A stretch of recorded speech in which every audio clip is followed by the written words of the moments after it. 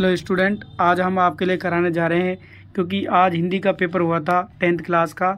ठीक है, यानी 10th क्लास का और एग्ज़ाम है आपका 12 मार्च 2025 का। ठीक है, इसके पेपर का हम क्या कराने जा रहे हैं आपको सॉल्यूशन, क्योंकि बच्चों को जो ज़्यादा मिस्टेक रहता है, गलती रहती है और डाउट रहता है ऑप्शन वाले जो क्वेश्चन होते हैं उनमें होता है।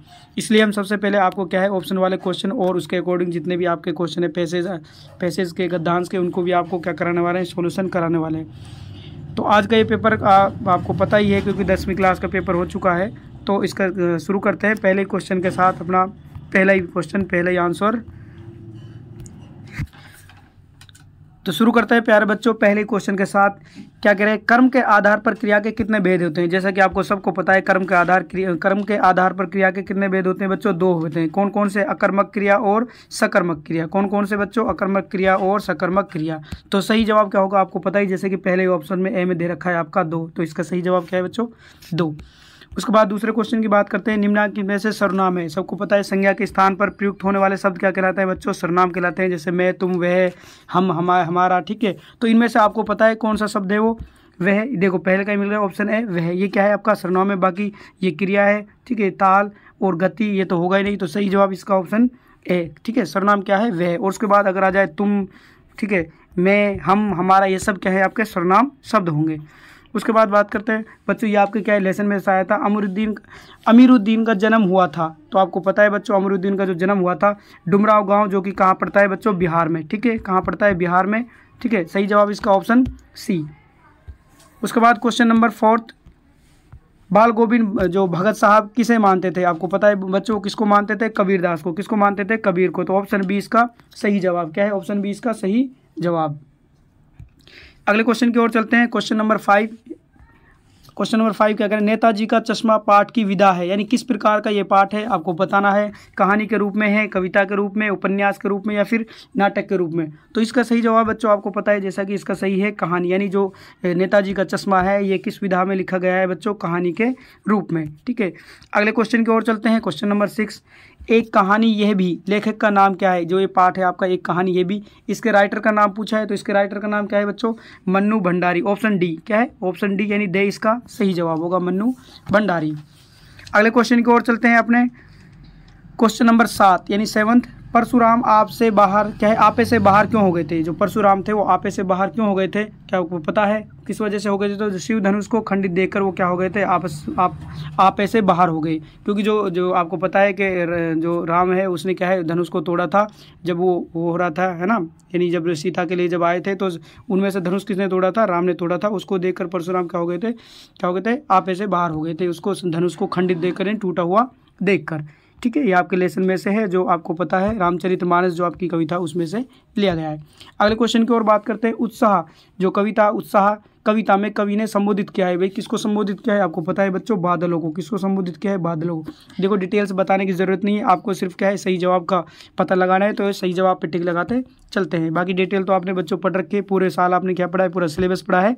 ठीक है, अब तो सिर्फ आपको क्या है कन्फर्म करना है कि आंसर इसका हमने सही किया है या नहीं किया है। ठीक है, उसी के अकॉर्डिंग हम आपको इसका क्या करा रहे हैं, सॉल्यूशन यानी उसका उत्तर यानी आंसर बता रहे हैं। अगला क्वेश्चन है क्वेश्चन नंबर 9, सूरदास के काव्य में किस भाषा का निखरा हुआ रूप है। तो किस भाषा का है बच्चों, आपको पता है सूरदास के में ब्रज भाषा का। और ब्रज भाषा भी मैं आपको थोड़ी सी नॉलेज के लिए बता दूं, जो ब्रज भाषा है वो अपने भरतपुर और जो अपना ये यूपी का क्षेत्र है टच में, भरतपुर के 2 जिले टच में है, वहाँ बोली जाती है। ठीक है, क्वेश्चन नंबर 10, अगले क्वेश्चन की ओर चलते हैं बच्चों। क्या करें, मधुप गुनगुनाकर कह जाता कौन कहानी ये अपनी। उपयुक्त पंक्ति में जो ये आपको ये पंक्ति दी गई है इसमें आपको बताना है अपनी कहानी कौन कह रहा है। तो बच्चों आपको पता है चिड़िया ये भी नहीं है, पुष्प ये भी नहीं है, तो इसका सही जवाब है बच्चों भंवरा। क्या है, ऑप्शन ए इसका सही जवाब होगा, आंसर भंवरा। ठीक है, अगले क्वेश्चन की ओर चलते हैं बच्चों। क्वेश्चन नंबर 11 11वां, भोलानाथ का असली नाम क्या था। भोलेनाथ का असली नाम क्या था बच्चों, तारकेश्वर नाथ। Option B. ठीक है, क्योंकि हम डायरेक्ट आपको आंसर बता रहे हैं, तो क्या था, तारकेश्वर नाथ। इसका ऑप्शन बी हो जाएगा सही जवाब। क्वेश्चन अगले ओर चलते हैं, अगले क्वेश्चन की ओर। मैं क्यों लिखता हूँ मैं पाठ के लेखक का नाम क्या है। क्या है बच्चों पाठ के लेखक का नाम, तो इसका सही जवाब है ऑप्शन डी, अज्ञे। ठीक है, अज्ञे। ठीक है, ये इसका सही जवाब। आगे चलते हैं बच्चों, ये है आपके क्वेश्चन नंबर 2। ये सारे क्वेश्चन बच्चों 1-1 नंबर के हैं और आपको पता है इनमें ज़्यादातर बच्चों को गलतियाँ होती हैं, ठीक है। अगली और क्वेश्चन की ओर चलते हैं। ये दूसरे में आपको रिक्त स्थानों की क्या करनी है, जो खाली जगह इनको इनकी पूर्ति करनी है, यानी रिक्त स्थानों को भरना है।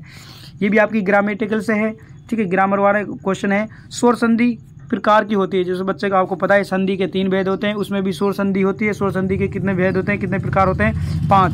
दीर्घ है, वृद्धि है, अयादि है, ठीक है, विसर्ग है, ये सब क्या है बच्चों, ये स्वर संधि के क्या होते हैं, प्रकार होते हैं। तो आपको क्या भरना था, इसमें 5 प्रकार की होती है, कौन सी, स्वर संधि, ठीक है। उसके बाद बच्चों बात करते हैं अगला क्वेश्चन, यथाशक्ति शब्द में समास है। तो ये कौन से टॉपिक में से लिया गया, आपके समास में से लिया गया है, ठीक है।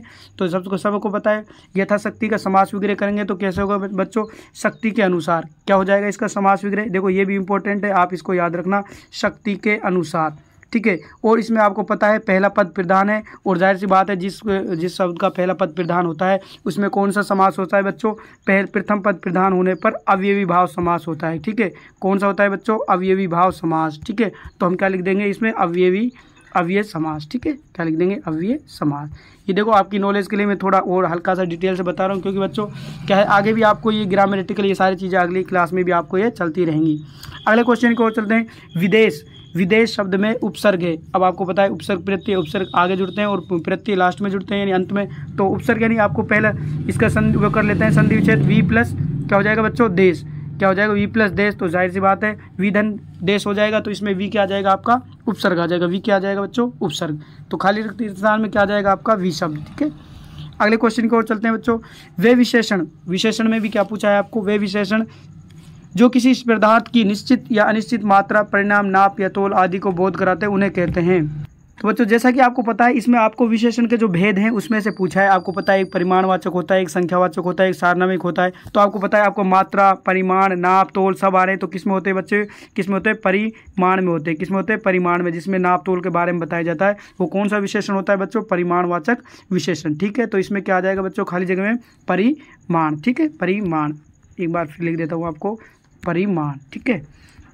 अगली को और चलते हैं बच्चों। अगला क्वेश्चन आपका, किसी भाव, अवस्था, गुण अथवा दशा के नाम को कौन सी संज्ञा होती है, जो बच्चों भाव, गुण, दशा आदि को बताए तो उसको हम कहते हैं भाववाचक संज्ञा। क्या कहते हैं बच्चों, भाववाचक, ठीक है, भाववाचक संज्ञा। क्या आ जाएगी बच्चों, भाववाचक संज्ञा, खाली जगह। अब एक होती है भाववाचक, एक होती है जातिवाचक, एक होती है आपकी व्यक्तिवाचक, ठीक है।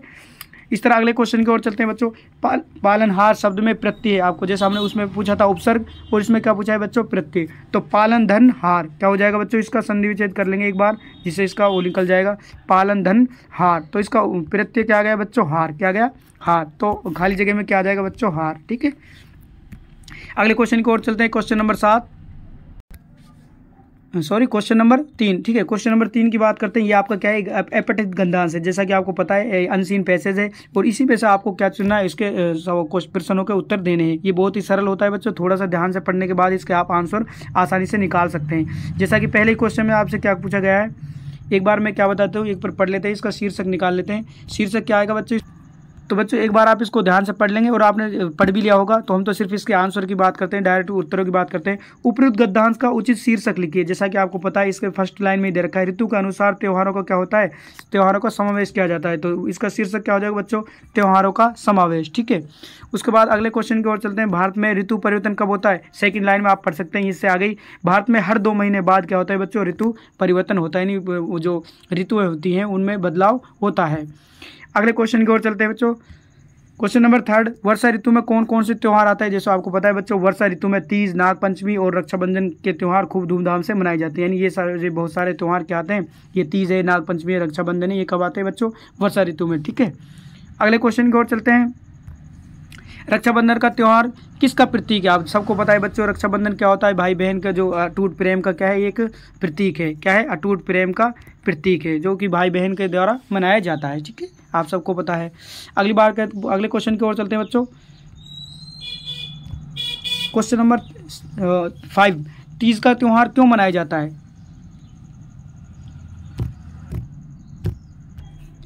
ठीक है बच्चों, जैसा क्या पूछा गया है, तीज का त्यौहार क्यों मनाया जाता है। आप इसमें देखते हैं वर्षा की रिमझिम में तीज का त्यौहार नारी के मन को उद्वेलित करने की वजह करता है, और क्या करता है, वे सुख सौभाग्य की कामना करते हुए त्यौहार मनाती है। तो तीज का त्यौहार, आपको एक चीज़ और बता दूं, तीज त्यौहार बावड़ी, लेडूबी, गणगौर, जो अपने जो क्या है, जो हिंदी महीना है, हिंदी जो क्या है सॉरी साल है, ठीक है, वर्ष है, उसमें जो सबसे पहले जो त्यौहार होता है वो आपके तीज का त्यौहार ही होता है, ठीक है। और जो लास्ट का त्यौहार होता है वो होता है बच्चों गणगौर का त्यौहार, ठीक है।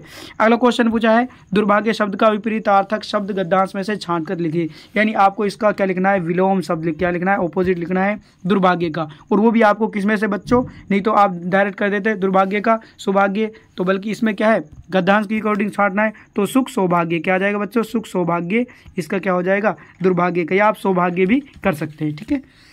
ये था आपका पैसेज। उसके बाद अगले क्वेश्चन की ओर चलते हैं। क्वेश्चन नंबर 4, ये आपकी क्या है, कविता है। कविता में से आपको क्या है, इसको पढ़कर ढंग से इसके क्वेश्चनों के प्रश्नों के उत्तर देने हैं। आप एक बार आपने पढ़ तो लिए कविता, हम तो सिर्फ आपको डायरेक्ट आंसरों की तरफ चलते हैं। पहला ही क्वेश्चन है, इसमें क्या पूछा है बच्चों, उपयुक्त पद्यांश का उचित शीर्षक लिखिए। क्या लिखिए, उचित शीर्षक।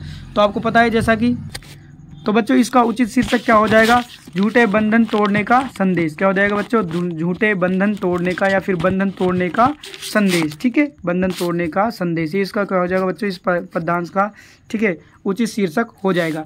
उसके बाद चलते हैं अगले क्वेश्चन की ओर। कवि क्या तोड़ने की बात कह रहा है, तो आपको पता है बच्चों कवि पत्थर, ठीक है, पत्थर है, जंजीर और क्या है बच्चों झूठे बंधन, इन सबको तोड़ने की क्या कर रहा है बच्चों, बात कर रहा है, झूठे बंधन, ठीक है, इन सबको तोड़ने की बात कह रहा है कौन, कवि। क्वेश्चन नंबर अगला की बात करते हैं। कवि पत्थर और चट्टानें तोड़ने की बात क्यों कहता है। तो बच्चों कवि पत्थर और चट्टानें तोड़ने की बात क्यों कहता है, क्योंकि कवि ये कहना चाहता है कि जो रूढ़ियाँ हैं, जो बच्चों रूढ़ियाँ हैं, अज्ञानता है और क्या है अन्याय को समाप्त करने की बात कहना चाहता है, रूढ़ियों को और किसको बच्चों, अज्ञानता और अन्याय को क्या करना चाहता है, अन्याय को समाप्त करना चाहता है, ठीक है, क्या करना चाहता है, समाप्त करना चाहता है। अगले क्वेश्चन की ओर बात करेंगे। अपने मन के मैदानों पर क्या व्याप्त है, अपने मन के मैदानों पर दोस्तों ऊहापो क्या है, ऊहापो, ठीक है, और द्वंद्व और असमंजस, क्या है बच्चों, द्वंद्व और असमंजस, ठीक है, या फिर असमंजस।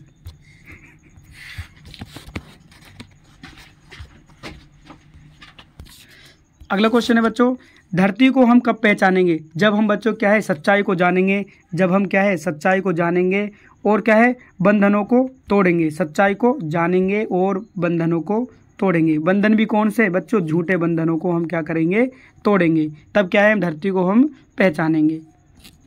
उसके बाद अगले क्वेश्चन की ओर चलते हैं। रेखांकित पंक्तियों का आज से स्पष्ट कीजिए। इसमें बच्चों देखो आपको ऊपर क्या है, कुछ एक पंक्ति है जो क्या कर रखी है, रेखांकित कर रखी है, अंडरलाइन कर रखी है। इसका आपको क्या बताना है, अर्थ बताना है। सुनते ही मिट्टी में रस है जिससे उगती दूब है, तो बच्चों इसका क्या हो जाएगा, इसका लिखना है आपको झूठे बंधन, यानी सब, क्योंकि आपको पता है बच्चों ये जो कविता है शीर्षक है ये इसी के अकॉर्डिंग है, तो इसलिए इनमें से ज़्यादातर क्वेश्चन मिलते जुलते आएंगे। झूठे बंधन और अनजाने बंधन, रूढ़ियों से हमें क्या है बंधे नहीं रहना चाहिए, हमें रूढ़ियों से, झूठे बंधनों से और अनजाने बंधनों से क्या है बंधे रहना नहीं चाहिए, ठीक है। अगले क्वेश्चन की ओर चलते हैं बच्चों। ये क्या है आपका जो खंड बा है, इसमें आपको क्या है क्वेश्चनों को आंसर लिखने हैं, जो बड़े बड़े लिखने हैं, आपको 40 शब्दों में लिखने हैं, इसलिए ये तो खुद आपने कर लिए होंगे, लेकिन जो ज़्यादा डाउट रहता है उनके बारे में क्वेश्चनों की बात कर रहे हैं। अगले करते हैं खंड से में। इसमें आपका क्या है बच्चों एक पैसेज है, बहुत ही आसान है, जो कि आपकी बुक में से लिया गया है, ठीक है। इस गद्यांश को ध्यानपूर्वक पढ़कर प्रश्नों के उत्तर आपको देने हैं। गद्यांश तो आपने पढ़ लिया होगा, हम डायरेक्ट आपको क्या कराते हैं, क्वेश्चनों को हल कराते हैं। चश्मे वाले का नाम क्या था, जैसा कि आपको पता है इस लाइन में यहीं आपको मिल जाएगा। एक चश्मे वाला है जिसका नाम क्या है बच्चों, कैप्टन नेताजी। क्या है बच्चों, कैप्टन नेताजी, ठीक है, कैप्टन नेताजी। अगला क्वेश्चन क्या है बच्चों, चश्मे वाले को क्या चीज़ बुरी लगती थी, चश्मे वाले को क्या चीज़ बुरी लगती थी, नेताजी के बगैर चश्मे वाले तो बच्चों जो कैप्टन थे चश्मे वाला, इसको क्या चीज़ बुरी लगती थी, देखो आपको इसमें दे रखा है, यहाँ ये रहा, इसमें आपको मैं बता देता हूँ। उसे नेताजी की बगैर चश्मे वाली मूर्ति बुरी लगती थी। क्या लगती थी बच्चों, उसको नेताजी की बगैर चश्मे वाली मूर्ति बुरी लगती थी। इस बच्चे ने क्या है अच्छा किया था ये पेपर। उसके बाद हम बात करते हैं बच्चों, नेताजी की असुविधा को कैप्टन ने किस प्रकार दूर किया। वो क्या करते थे बच्चों, नेताजी की जो असुविधा थी उसको किस प्रकार दूर किया। बच्चों क्या करता था, नेताजी क्या करता था, अपनी जो दुकान पे से जो फ्रेम बनाता था चश्मे का, उसको ले जाकर और क्या करता था, उस नेताजी की मूर्ति पर फिट कर देता था। वो अपनी छोटी सी दुकान में उपलब्ध गिने चुने फ्रेमों में से एक नेताजी की मूर्ति पे क्या कर देता था बच्चों, फिट कर देता था, ठीक है। अगले क्वेश्चन की ओर बात करेंगे। चश्मे वाला मूर्ति पर लगा फ्रेम क्यों उतार लेता था। जैसा कि आपको पता है, जब कोई भी कस्टमर, कोई भी ग्राहक उसके फ्रेम को पसंद कर लेता था तो वो उसको उतार कर उसको ही दे देता था, ठीक है। यानी उस ग्राहक को दे देता, उस नेताजी के देखो जैसा कि जब बिल्कुल अनजान बच्चे वो यहाँ से लिख सकते थे आप। देखो कैप्टन क्या करता था, कैप्टन चश्मे वाला मूर्ति पर लगा फ्रेम है ना, नेताजी से क्षमा मांगते हुए लाकर ग्राहक को दे देता और बाद में नेताजी को दूसरा फ्रेम लौटा देता था। यानी जैसे भी ग्राहक को पसंद आता था वो चश्मा उसको फ्रेम दे देता था और दोबारा उसमें नेताजी की मूर्ति पर चश्मा चढ़ा देता था। ये अथवा का है, इसका हमने बच्चों हमने अथवा का सॉल्यूशन कराया नहीं है, ये आप इसको कर सकते हैं क्योंकि क्लास लेंथी हो जाती, इसलिए हमने इसको सिर्फ उसको ही कराया फर्स्ट वाले को। अगला क्या है बच्चों, ये आपको क्या है, ये कविता है, उसमें से जो कविता मैं आपको बता दूं ये कौन सी है, रामचरितमानस में से कविता ली गई है। इसके हम आंसरों की बात करते हैं। पहला ही क्वेश्चन है बच्चों, उपयुक्त पद्यांश के पाठ का नाम लिखिए। जो आपको पता है इसका नाम क्या है बच्चों, रामचरितमानस। क्या है बच्चों, रामचरितमानस, ठीक है। यानी राम के चरित्र के ऊपर ये जो लिखी गई थी पंक्ति उनमें से ये ली गई है, ठीक है। ये हो जाएगा आपका पंक्ति का नाम हो जाएगा रामचरितमानस। अगली बात करते हैं सेवक का कार्य क्या है। देखो बच्चों इसमें आप पंक्ति में भी दे रखा है, सेवक सो जो करे सेवकाई। यानी असल सेवक कौन है, जो अपने स्वामी की पूर्ण निष्ठा व समर्पण करे, यानी पूर्णतः उसकी क्या करे, सेवा करे, वही क्या है, असल सेवक है, ठीक है। अगला क्वेश्चन है, शिव धनुष तोड़ने वालों को परशुराम ने किसके समान बताया। किसके समान बताया था बच्चों, महान योद्धा के समान। और वो कौन था, महान योद्धा के समान बताया था किसने, परशुराम ने। और वो कौन था आपको पता है, धनुष तोड़ने वाला कौन था, राम, ठीक है। कौन था, राम, लक्ष्मण का भाई राम और दशरथ का पुत्र। अगले क्वेश्चन की ओर बात करते हैं बच्चों, राम ने परशुराम को अपना परिचय क्या कहकर दिया। जैसा कि आपको पता है बच्चों वो क्या था, दशरथ एक क्या था, राजा था। कौन था बच्चों, दशरथ राजा था और उसके दो पुत्र थे राम और लक्ष्मण। तो उसने क्या कहा, मैं एक दशरथ राजा का पुत्र हूँ और ना कि मेरे अंदर कोई अहंकार है। जैसा कि वो राजा का पुत्र था उसके अंदर कोई अहंकार नहीं था। और वो क्या था, स्वभाव विनम्र का पुत्र था। बिल्कुल उसका जो स्वभाव था वो कैसा था बच्चों, राम का जो स्वभाव था वो कैसा था, विनम्र था, ठीक है। और शांतिपूर्ण व्यवहार का वो इंसान था। कौन, राम, ठीक है। उसने अपना परिचय दिया कि मेरा व्यवहार शांतिपूर्ण है और मैं विनम्र आदमी हूँ, ठीक है। अथवा वाला बच्चा हो हमने किया नहीं है, ठीक है। अगले क्वेश्चन की ओर चलते हैं। ये सारे फिर उसके बाद आपके क्या है बच्चों, उसमें से हैं जो लेसन आपके पाठ हैं, ठीक है। पाठों में से लिए गए क्वेश्चन है, इनको तो आपने कर लिया होगा उम्मीद है। उसके बाद अगले क्वेश्चनों पर चलते हैं। ये आपको क्या लिखना था बच्चों, 18वें क्वेश्चन में आपको एक निबंध लिखना था 300 शब्दों में। ये आपको ये कुछ पॉइंट दे रखे हैं, इनके अकॉर्डिंग आपको करना था। जैसे विद्यार्थी जीवन में अनुशासन का क्या महत्व है, इसके ऊपर लिख सकते थे, या फिर स्वतंत्रता के बाद बारे में लिख सकते हैं, ठीक है। ये आपके क्या था, निबंध था। सैनिक शिक्षा की आवश्यकता, ये भी एक निबंध का, आप इनमें से कोई सा भी लिख सकते थे, यदि मैं प्रधानमंत्री होता, ठीक है। उसके बाद आपको 19वां क्वेश्चन है, इसमें आपको क्या लिखना था बच्चों, एक प्रार्थना पत्र। क्या लिखना था, प्रार्थना पत्र। स्वयं को आप क्या है, राजकीय उच्च माध्यमिक विद्यालय पटना का छात्र क्या हो, नरेंद्र मानते हुए अपने विद्यालय के प्रधानाचार्य को शैक्षिक भ्रमण जाने के लिए, कहाँ जा रहे हैं आप, शैक्षिक भ्रमण के लिए जा रहे हैं, उनके लिए आपको क्या लिखना था, अपने प्रधानाचार्य को प्रार्थना पत्र लिखना है। ज़्यादातर बच्चे जो इसमें गलती करते हैं वो क्या करते हैं, एक तो स्कूल का नाम वही नहीं लिखते जो आपको एग्जाम जो क्वेश्चन में दे रखा है, आपको उसमें जो स्कूल का नाम है ये डालना था। उसके बाद जो छात्र का नाम है वो भी आपको नरेंद्र डालना था, ठीक है। और प्रधानाध्यापक, प्रधानाचार्य, इनमें बच्चे गलती करते हैं, इनको आप थोड़ा सा माइंड कर लेना आपने उसमें क्या लिखा है, ठीक है। इसी के लिए आपके नंबर कटते हैं। बाकी आपने उम्मीद है कि आपने जो प्रार्थना पत्र है वो सही लिखा होगा, क्योंकि 6ठी क्लास से आप क्या कर रहे हैं बच्चों, 6th क्लास से आप प्रार्थना पत्र लिखते आ रहे हैं। उसके बाद हम बात करते हैं अगले क्वेश्चन। इसमें आपको क्या लिखना था, एक पत्र लिखना था और ये प्रार्थना पत्र था, ठीक है। स्वयं को लखनऊ की निवासी वंदिता मानते हुए अपनी मित्र दिल्ली निवासी रानी को अवकाश में लखनऊ भ्रमण हेतु आमंत्रित करते हुए, तो ये क्या लिखना है, पत्र लिखना है, ठीक है। उसके बाद क्वेश्चन नंबर 20 है, स्वयं को मथुरा निवासी सुरेश मानते हुए अपनी पुरानी साइकिल की बिक्री हेतु एक विज्ञापन, आपको क्या है, एक अपनी साइकिल बेचनी है, तो उसके ऊपर क्या लिखना था, आपको एक एडवर्टाइजमेंट देना था, विज्ञापन देना था। आप अपना एड्रेस बताएंगे, फिर उस क्लास के बारे साइकिल के बारे में बताएंगे, जो साइकिल जितने भी मॉडल है, जितने आप रेंज में, जितने रेट में आप बेचना चाहते हैं वो सारी चीज़ लिखेंगे और अपना एड्रेस लिखकर आप एडवर्टाइजमेंट कर देंगे, लिख देंगे, ठीक है। और उसके बाद अथवा में भी था आपके लिए, इस तरह आप क्या करना था, ये भी आपको एक विज्ञापन लिखना था। तो बच्चों ये था आज का हमारा जो 10th क्लास का जो RBSC बोर्ड है, ठीक है।